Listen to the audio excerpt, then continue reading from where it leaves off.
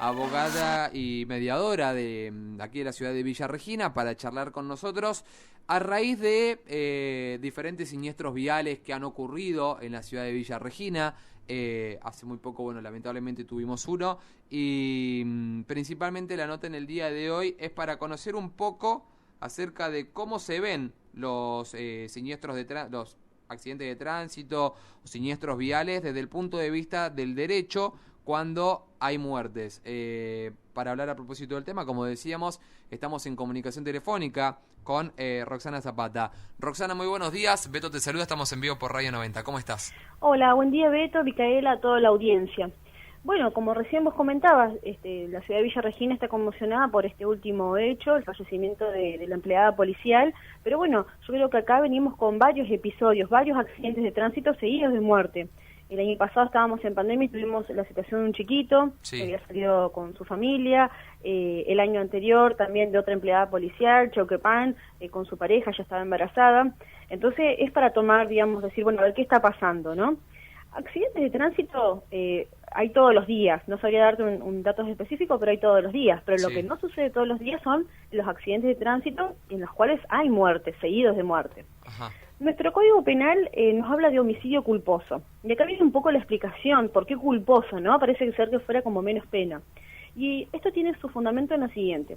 Siempre que tenemos la muerte de una persona, vamos a hablar de homicidio. Ya sea que la persona muere en el momento del accidente de tránsito o muere el tiempo después, porque puede suceder que va al hospital, etcétera, y luego fallece. Ahí se recaratula el expediente. Ajá. Entonces, cuando hay una muerte tenemos un homicidio.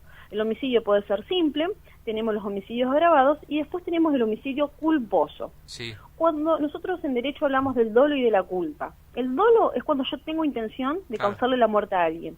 En cambio, la culpa es cuando no tenía intenciones de causar la muerte, pero de todos modos la produje.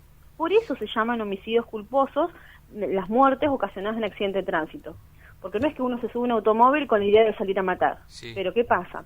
A veces la conducción imprudente, negligente, antirreglamentaria de un vehículo a motor, dice la ley, puede provocar la muerte. Entonces por eso se llama homicidio culposo. Bien. Y tienen otro tratamiento distinto en cuanto a las penas y también en cuanto a la actitud posterior que pudiera llegar a tener la persona o las personas que cometieron este hecho ilícito. Bien. Claro, eso justo te iba a preguntar, cómo se actuaba la justicia en referencia a este tema, en la diferenciación entre un homicidio culposo y un agravado y demás, las diferentes características. Entonces podríamos decir, Roxana, en este sentido, una persona que sale, atropella y mata, como ocurrió, por ejemplo, en esta última oportunidad, tendría una sentencia menor que en otro tipo de accidentes, podríamos decir. Claro, se tratan distintos, porque es digamos, pena va a haber, tenemos mínimos y tenemos máximos. Sí. Por ejemplo, el artículo 84, que inclusive fue un artículo que se reformó no hace muy poco, que fue en el 2016, diciembre del 2016, enero del 2017 entra en vigencia, es un artículo que constantemente se está modificando por la actualidad. Ese artículo prevé penas de prisión e inhabilitación. Ajá. Tenemos prisión de 5 a 10 años, tenemos mínimo y máximo, y después inhabilitación para conducir automóviles. Roxana, perdón que te interrumpa, ¿varía también la condena, la sanción y demás a una persona dependiendo del estado de la misma? Cuando te hablo del estado me refiero a un estado de ebriedad, o si iba sobrio, el estado emocional y todo eso, ¿modifica un poco la ley o no?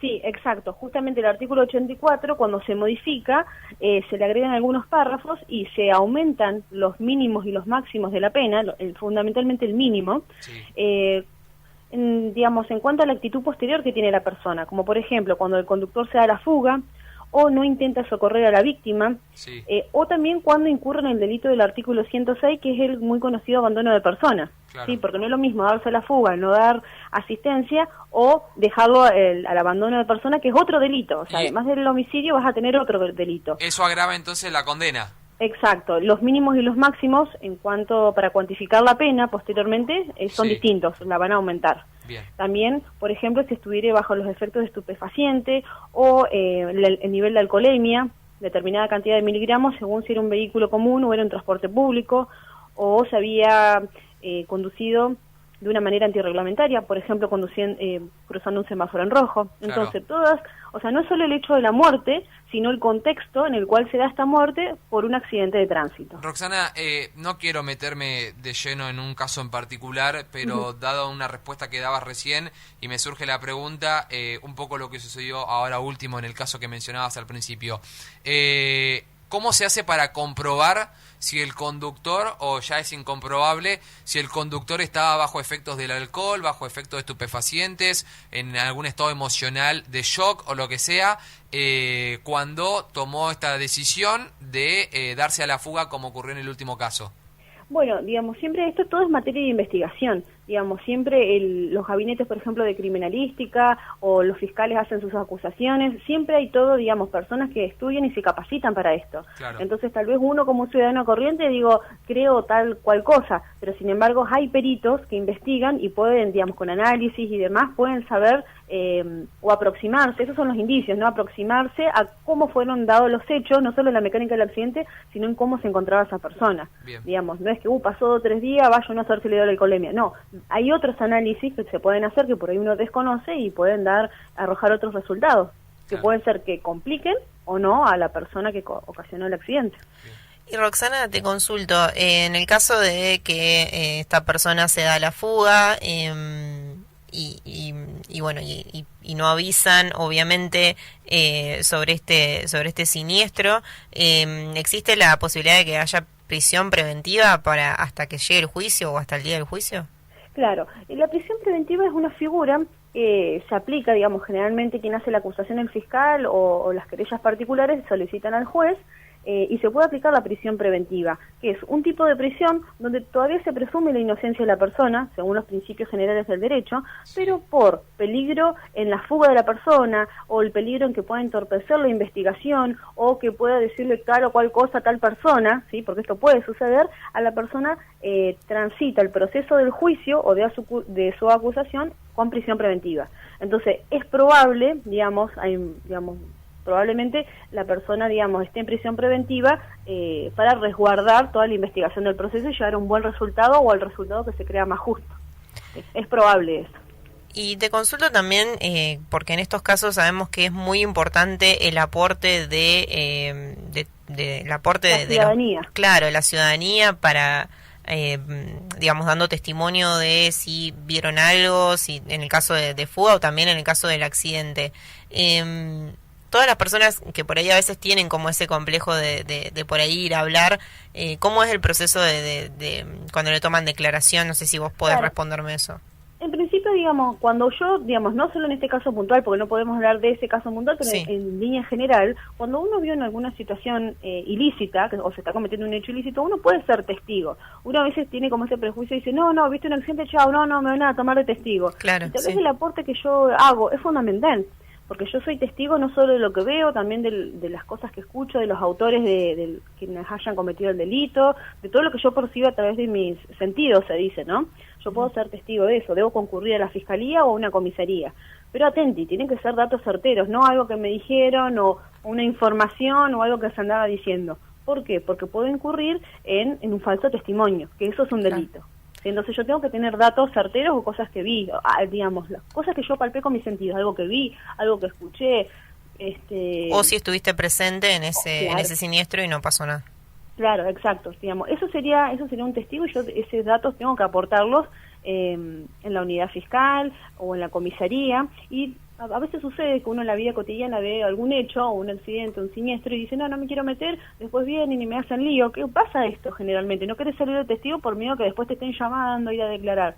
Es un deber ciudadano, en un sentido de colaboración hacia el otro, porque mi aporte puede ser fundamental. Claro. Y también a veces puedo pedir resguardo, porque a veces sucede que yo, voy a contar tal cosa y después tengo miedo a represalias. Entonces, esto también se puede solicitar, algún tipo de protección cuando yo soy testigo. Bien, pero ¿está todo brindado bajo el anonimato cuando uno hace declaraciones o no? No, en principio no, pero frente a los fiscales o los abogados o demás, no, yo tengo que dar mis datos, pero para el exterior sí. No, obviamente, Roxana, Sí. yo eso lo tengo interpretado, pero Claro, digo para el sí. exterior. La gente de afuera no se entera que yo fui a brindar mi declaración. Exacto, no, porque tenemos también un principio que se llama el secreto de sumario. Sí, sí. Solamente determinadas personas pueden ver el expediente. Bien. Es por eso que, digamos, todo lo que podemos hablar siempre es información general, haciendo alusión a casos generales, y a menos que sean los propios fiscales, jueces o demás quienes hagan de sus declaraciones, todo lo demás que se diga es inexacto. O sea, no sé si inexacto sería la palabra,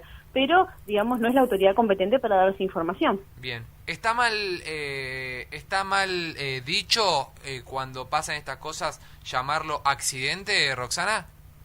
Te pregunto un poco porque acá más. tenemos, claro, desde el punto de vista penal es un homicidio, ¿sí? Pero desde el punto de vista civil es un accidente de tránsito. Sí. Y ahí hablamos de todo lo que es la cuestión de los seguros, si se va a cubrir, si tenía seguro o no cubría. Desde el punto de vista penal es un hecho delictivo y es un homicidio. Desde el punto de vista civil es un accidente. Bien. Digamos, ahí tenemos distintas interpretaciones lingüísticas, ¿no? Bien. Pero a veces también nadie está exento que te pasen este tipo de cosas. Pero si yo me subo, hablando específicamente de los siniestros viales, ¿no? Si yo me subo a un vehículo, tengo los conocimientos para conducirlo, tengo mi carnet de conducir vigente y respeto las velocidades, las distintas cuestiones viales, en principio no tendría que tener, digamos, un siniestro vial. Pero justamente el siniestro es eso, es la eventualidad, el caso fortuito. Tal vez no por mi culpa, pero sino tal vez por la culpa o el accionar de otra persona. Roxana, se me viene a la cabeza un caso, quiero preguntarte cómo se trata en este tema, porque también sirve de prevención para padres y madres de acá de la ciudad. Ocurrió, si no me equivoco, fue en Buenos Aires, que un chico, un menor, le roba o le quita las llaves del auto a los padres y sale a andar porque él estaba aprendiendo a manejar y tuvo esa curiosidad de salir solo. Y cometió un accidente y de hecho mató a una persona que iba con su hijo, mató al padre. Sí. ¿Cómo actúa la justicia en estos casos? Bueno, acá vamos a tener también una responsabilidad digamos, no responsabilidad parental, pero hay una cadena de responsabilidades respecto de los padres. Sí. Porque acá tenemos, dentro del derecho penal, jugamos con todo esto de las edades, si es imputable, inimputable, si sabía, si tenía discernimiento, si tenía conocimientos, desde ya que no los tenía, ¿no? Para conducir. Entonces ahí tenemos toda una cadena de responsabilidades donde podemos llegar a los padres. Claro. Es decir, esto no solo matando personas, ¿no es cierto?, que hablamos de lo más grave y es el derecho penal, pero también desde el punto de vista civil, conozco muchos casos de que están o le roban el auto a los padres, o salen a andar, o están aprendiendo a manejar y chocan a otro. Claro. Entonces la pregunta es, yo tengo un súper seguro que me recubría y lo tenía vigente, claro, pero ¿qué pasa? Hay una condición sine qua non, llamamos, un requisito esencial, que esa persona no tenía su carnet habilitante de conducir. Entonces se entiende que no tenía los conocimientos, no tenía las aptitudes. Claro, por lo tanto, Entonces ahí yo tenía un súper seguro, pero no me va a cubrir, Claro, por ejemplo, en daños materiales. Claro. Y con respecto desde el punto de vista penal, bueno, estoy, digamos, en una situación bastante desfavorable. Claro, y en ese sentido, en el caso particular que yo te preguntaba, que vos me decías que se armaba una cadena de culpabilidad, ¿podría haber prisión para alguno de los padres o alguna para el menor cuando cumpla más de 18? ¿Cómo se...? Sí, podría llegar a haber algún tipo de privación de la libertad y también, digamos, las penas no son, la pena más grave es la privación de la libertad, pero también podría haber otro tipo de penas, por ejemplo, dinerarias o multas. Bien. Sí, existe la posibilidad. Bien, perfecto. Bueno, Roxana, agradecerte estos minutitos que te tomaste para charlar con nosotros, despejarnos alguna duda respecto a este tema y bueno, como siempre decimos, cuando surja alguna otra oportunidad estaremos comunicándonos para despejar inquietudes. Bueno, muchas gracias Beto, Micaela y bueno, un saludo a toda la audiencia. Gracias, Roxana, que tengas buen día.